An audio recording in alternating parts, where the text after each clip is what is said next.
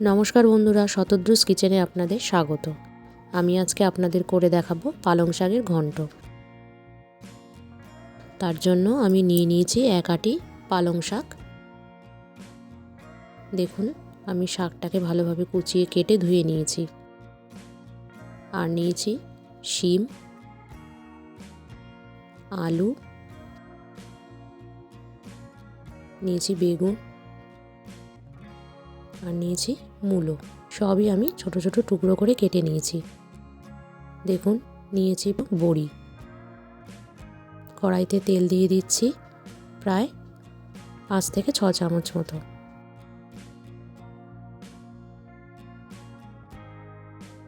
তেলটা গরম হয়ে গেছে, এবারে আমি বড়িগুলো ভেজে নেব। একটু লাল লাল করে বড়িগুলো ভেজে নেব। বড়ি ভাজা হয়ে গেছে, এবারে আমি তুলে নিচ্ছি।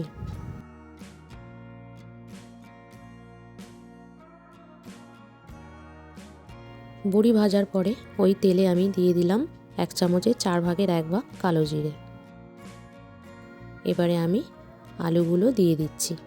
আলুগুলো আমি ছোট ছোট টুকরো করে কেটে নিয়েছি। আমি 1 আঁটি পালং শাকের জন্য একটা মিডিয়াম সাইজের আলু নিয়েছি।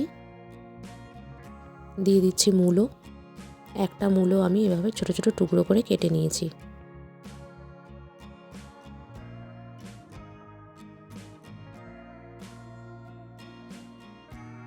এবারে দিয়ে দিচ্ছি শিম।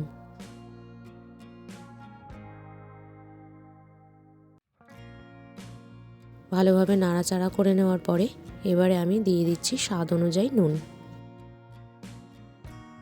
সবজিগুলোকে ভালোভাবে একটু ভাজা ভাজা করে নেব। দেখুন, এবারে আমি দিয়ে দিচ্ছি 1/2 চামচ মতো হলুদ গুঁড়ো।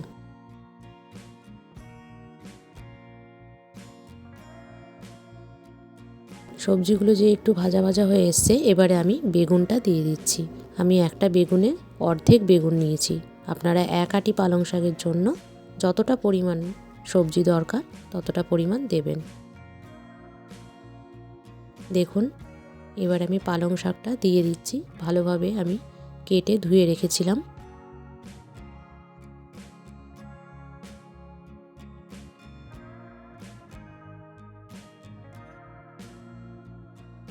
আবারও আমি একটু নাড়াচাড়া করে নিচ্ছি ভালোভাবে।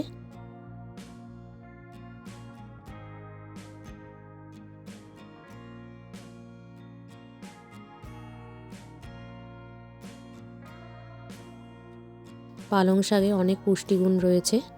বাড়ির বাচ্চাদের এভাবে করে দেবেন। বাচ্চা বড় আশা করি সবারই ভালো লাগবে।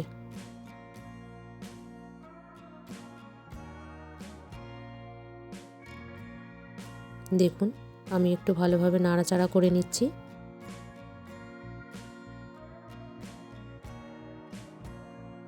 ভালো লাগলে আমাকে কমেন্ট করে জানাতে ভুলবেন না।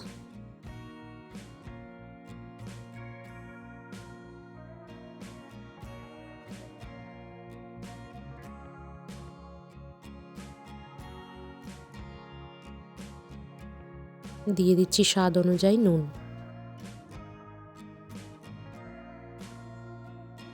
আর দিচ্ছি হলুদ গুঁড়ো। সামান্য পরিমাণে দিয়েছি, আপনারা আপনাদের আন্দাজ মতো দেবেন। একটু ভালোভাবে মিশিয়ে নিচ্ছি।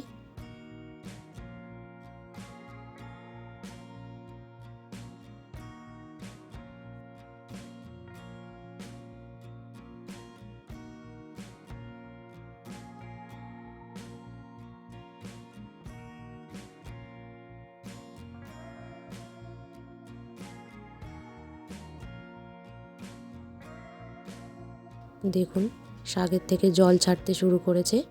রান্নাটাতে আমি কোনো জল ব্যবহার করব না। এই শাকের জলেই সব সবজিগুলো সিদ্ধ হবে। এবারে আমি 2টো কাঁচা লঙ্কা দিয়ে দিচ্ছি। একটাকে একটু ফাটিয়ে দিয়েছি আর একটা এমনি গোটাই দিয়ে দিচ্ছি।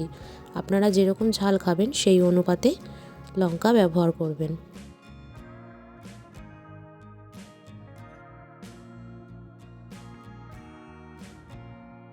এবারে আমি কিছুক্ষণের জন্য ঢেকে দিলাম।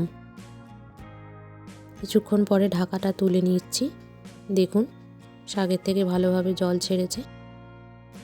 এবারে আমি বড়িগুলো গুঁড়ো করে দিয়ে দিলাম। আপনারা চাইলে গোটাও দিতে পারেন। ভালোভাবে একটু নাড়াচাড়া করে নেব।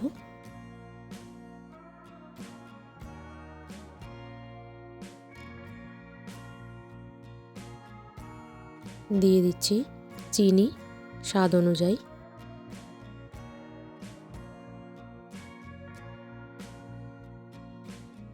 দেখুন অনেকটা মাখা মাখা হয়ে এসেছে।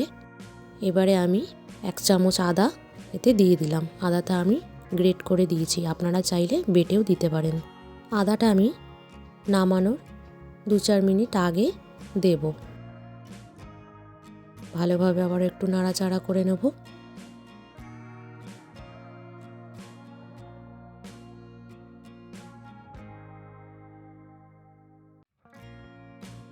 সব সবজিগুলো ভালোভাবে সিদ্ধ হয়ে গেছে।